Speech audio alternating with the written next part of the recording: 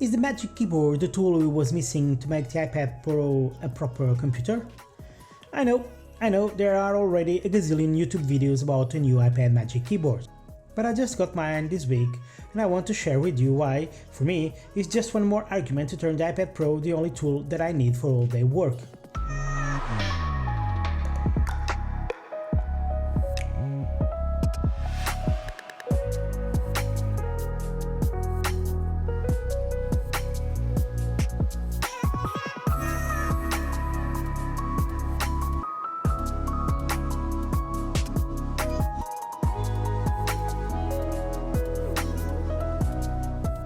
This is an expensive keyboard. In Portugal, it's costing almost 400 euros if you buy the 12.9 version, which is only 200 euros below the minimum national wage. I didn't buy the 2020 iPad Pro. I found, from all the reviews that I've seen, that it's not that much better than the 2018 version. But when I learned that this keyboard could be used with the 2018 version, I made my mind. I think this was a smart move from Apple. They knew that the upgrades made on the new model wouldn't convince many people to buy it. And if they would make a keyboard that only would be able to be used in the new version, then they would sell this keyboard with a much smaller number. Allowing to be used in both the 2020 and the 2018 version of the iPad Pro will increase the sales and the profit. So I use the iPad for everything, and many things demand the use of the keyboard. Since I bought my 12.9 iPad Pro, I've been using the Smart Keyboard Folio, which is just okay. It came short in many aspects, but it did the job. Between the Apple Pencil, the keyboard and the screen, there was nothing I couldn't manage. But now I bought a new keyboard. I've done it for several reasons. It has more space for typing, is backlighted, which is great for typing in darker places, and it stays in a taller position, so it's better for my neck and shoulders, especially if I use it combined with my 12 South stand.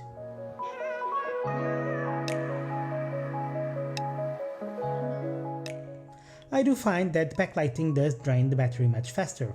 I feel that I lost 1 or 2 hours of use when compared with the Smart Keyboard Folio. I'll do another video about this. The extra weight doesn't bother me, nor the extra size.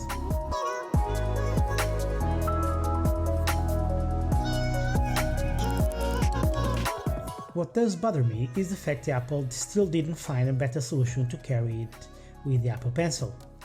In most situations, it's just fine to have it on the top of the iPad with a magnetic connector.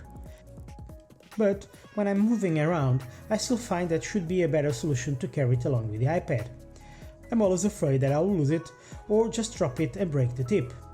A good solution would be to place it inside near the hinge.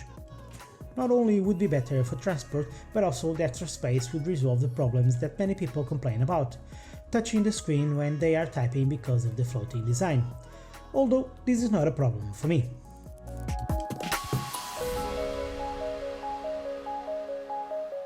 It's great that it comes with an extra USB-C connector, even if it's only for charging. That leaves the other port free to connect other things without the need of the hub.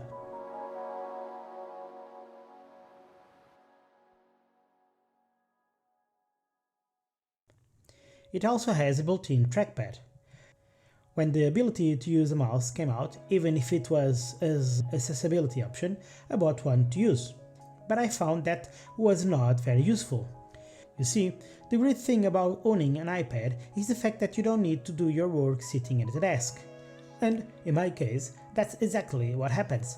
Most of my work is done sitting on the couch or every other place. And I like my iPad because I don't like to carry anything else with me. So, trying to use a mouse in some situations is more of a struggle than something positive to my work. So I end up leaving the mouse on my desk where I almost don't use my iPad. But now, with this built-in trackpad, I can use it more and make it part of my work routine. I've seen some reviewers complaining about the size, saying that the trackpad is too small. But for me it just looks fine, at least in this 12.9 version, especially if I compare it with the trackpad of my laptop from work.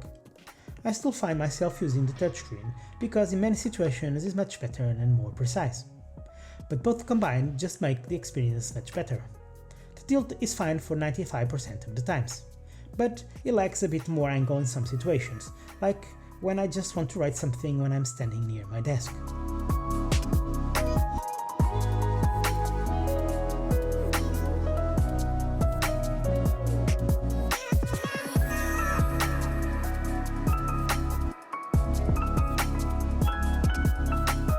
I do a lot of handwriting and drawing, and with this keyboard that can be a problem. But even in this situation I do what I already used to do. I flip the keyboard around and use it. This is even great because it gives me more privacy. I only found a small problem. When I use the middle or lower part of my screen to take my notes, it works just fine. However, if I make more pressure on the top of the screen, it will close. A small trick to prevent this to happen is simple. Just stick your phone on the floating area and that's it.